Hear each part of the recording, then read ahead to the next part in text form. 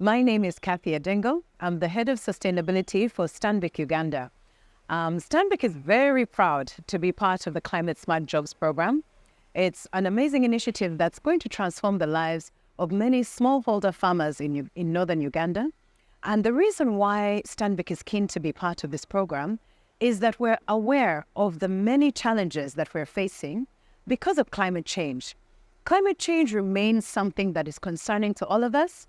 You have seen the changes in weather patterns, but what that means for the average Ugandan is that something that's important to us, like the agriculture sector, is going to struggle over a period of time due to the impact of changes in climate. So why it's important for us as Stanbic to get involved is that financial institutions have a role to play, but we also want to look at what can we do to support SMEs who can actually innovate, create sustainable agriculture solutions that will support the growth of the agriculture sector and also just support sustainable agriculture in Uganda and mitigate against what the climate impact changes would have. The reason Stanbic Uganda is involved in the Climate Smart Jobs program is that we're very keen to find ways that we can work with other partners, as you can see with Palladium, UK government, and Swiss Contact, in creating innovative ideas with small businesses who are going to solve the problems that will support smallholder farmers in Northern Uganda. As you know, this is a very vulnerable area for us, and understanding what solutions can we put in place for all the smallholder farmers in Uganda to create ideas that will support sustainable agriculture, bearing in mind the impact of climate change. Where Stanbic comes into the program with a lot of support is around our Stanbic Business Incubator. How the Stanbic Business Incubator comes in is that through this entire program, we're going to be interacting with various SMEs who are innovating in sustainable agriculture.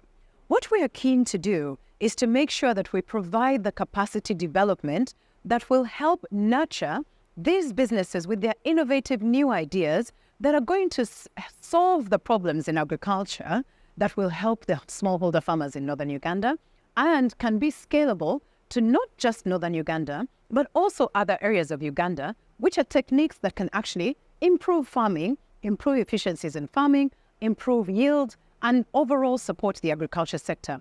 As you know, agriculture is really a foundation for Uganda's GDP. And what we're keen to do is ensure that even this initiative will start creating the foundation for various other businesses who are going to innovate. And before you know it, we'll have solutions that can be scaled across the country.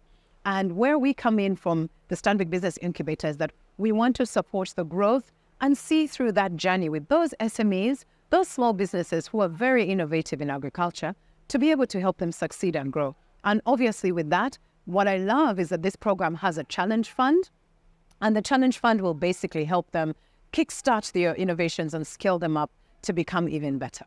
In the context of Uganda, it's very important to recognize our vulnerable groups who are going to be impacted heavily by the impacts of climate change. And when you think about some of the vulnerable groups in Uganda, especially for Northern Uganda, it's the women and the refugees. Why this is key is that we need to start looking at solutions that enable women to get more jobs, especially through the agriculture and farming, so that there's stable food security in their areas, and also for refugees to have a source of not only just food security, but income that can be generated through farming and agriculture practices. But if we have the challenge of climate change impacting the agriculture sector, we can see that practices, especially for smallholder farmers, being able to cope and being vulnerable groups, they're more likely to struggle. With limited income and capital, we need to be cognizant of what interventions can be put in place to support them. Women usually are seen as the foundation for any family, and with them being able to create solutions for the work they do in farming, as well as providing for their families, it is very keen that we start looking at interventions to support them.